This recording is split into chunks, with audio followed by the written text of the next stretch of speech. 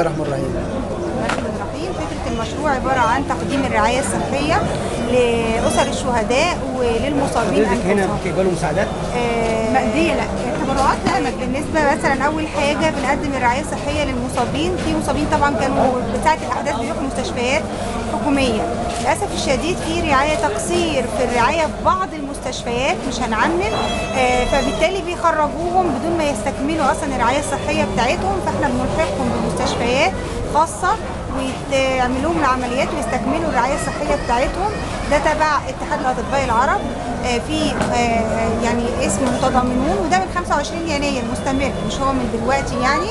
بالنسبه لاسر الشهداء بنعمل لهم كارنيه رعايه صحيه تبع اتحاد الاطباء العرب، يبتدوا يستكملوا برضه هم الزوجه والاولاد او الاب والام لو الواحد مش متزوج يستكمل بقى ايه الرعايه الصحيه تبع الاتحاد مجانا. ففي تقديم بعض المعونه الماديه حسب الحاله يعني. بس طب الفلوس او التمويل بتاعكم انتوا ده من جماعه الاخوان المسلمين زي ما بيتقال ولا دي؟ لا لا لا, لا حضرتك في اتحاد الاطباء العرب والاغاثه، في داعمون ده تبع لجنه الاغاثه في نقابه الاطباء. اوريدي هي بتقدم ده سواء لاي يعني حد منكوب او محتاج للاغاثه فهم بيعملوه، ده ليس من الاخوان.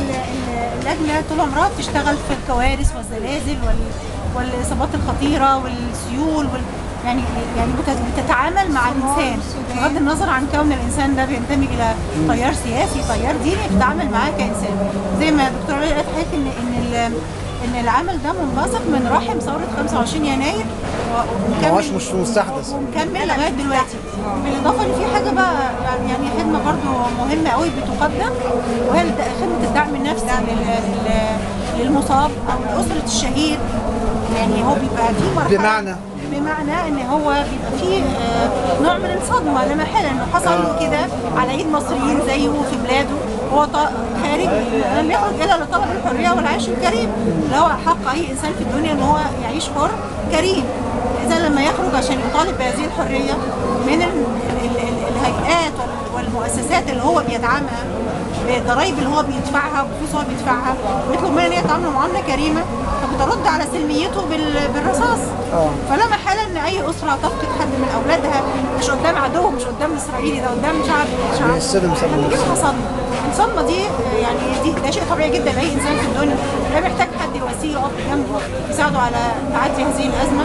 فده دور برضه احنا جانب من بنقوم بيه مع اسر الشهداء والمصابين انفسهم.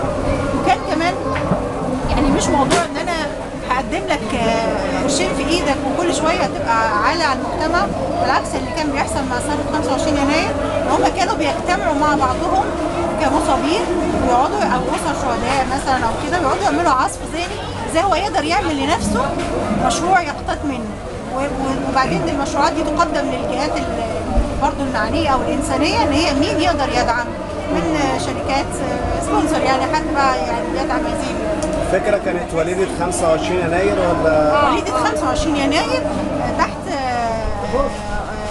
هم متضامنون.